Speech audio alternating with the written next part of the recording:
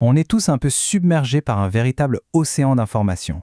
Alors comment on fait pour trouver une source qui soit vraiment fiable? C'est le grand défi de toute recherche un peu sérieuse, et c'est justement ce qu'on va décortiquer ensemble. Quels sont les outils essentiels pour y voir clair et naviguer avec confiance? La grande question, au fond, elle est assez simple. Où est-ce qu'on peut bien trouver des documents scientifiques et techniques qui tiennent la route?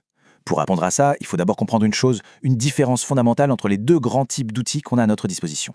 Avant de se lancer dans une liste d'outils, il faut poser les bases.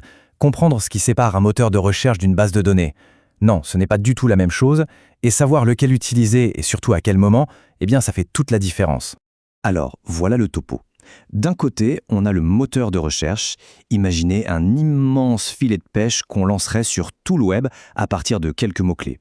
De l'autre côté, on a la base de données. Là, c'est plus une bibliothèque très spécialisée, où chaque livre, chaque publication a été choisi, bien rangé et surtout, point crucial, validé par des experts. La différence de qualité, elle est là. Ce qu'il faut retenir, c'est vraiment leur rôle respectif. Un moteur de recherche, c'est parfait pour dégrossir un sujet, pour une première exploration, mais dès qu'on a besoin de rigueur scientifique, alors là, les bases de données deviennent absolument indispensables. C'est la crédibilité même du travail qui est en jeu. Bon, commençons notre tour d'horizon avec la première catégorie d'outils. Il faut les voir un peu comme des points de départ, de puissants radars pour cartographier un sujet et repérer les pistes les plus intéressantes. Alors, on a bien sûr les incontournables, Google Scholar, qui est excellent parce qu'il couvre un champ très large, des articles jusqu'aux thèses. Il y a aussi Bayes, qui est plus ciblé, lui il se concentre vraiment sur les documents qui viennent de sources universitaires fiables. Et puis, on a le plus innovant, Semantic Scholar, qui utilise l'intelligence artificielle pour non seulement trouver les articles, mais surtout pour nous dire lesquels sont les plus influents, ceux qui ont vraiment fait avancer les choses dans leur domaine. Et c'est exactement ça. Leur plus grande force, c'est la rapidité. En quelques clics, on peut tout de suite identifier les références majeures, les auteurs qu'il faut absolument connaître et les publications qui ont posé les bases d'un sujet. C'est vraiment le point de départ idéal. Allez, maintenant on passe à la vitesse supérieure. Après avoir exploré la surface, il est temps d'enfiler le scaphandre et de plonger en profondeur, avec des outils beaucoup plus spécialisés, qui sont vraiment conçus pour la recherche de pointe.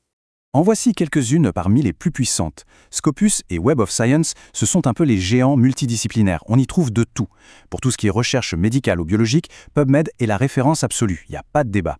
Si on est plutôt dans l'ingénierie ou l'informatique, on se tournera vers IEEE Explore. Et enfin, pour un accès direct à des milliers de revues et de livres, ScienceDelect et SpringerLink sont des portails incontournables. Alors attention, un point pratique qui est essentiel.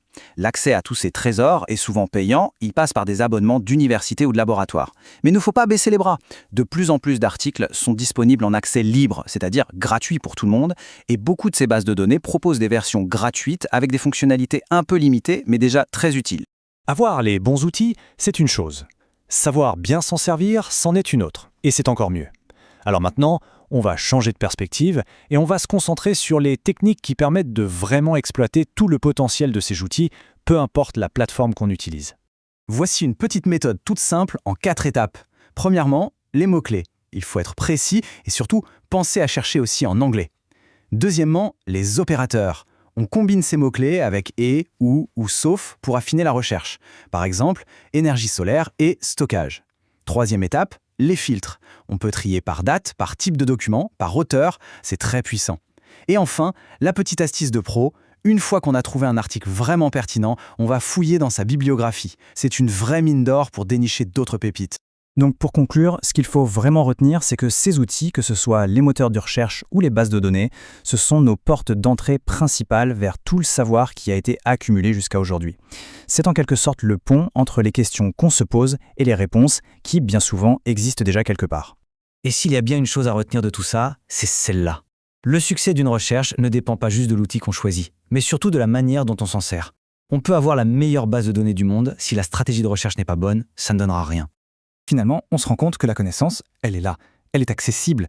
La vraie question aujourd'hui, ce n'est plus tellement où se trouve l'information, mais plutôt comment est-ce qu'on apprend à la chercher de manière efficace. C'est ça, la compétence clé. Et c'est sur cette réflexion qu'on va se quitter.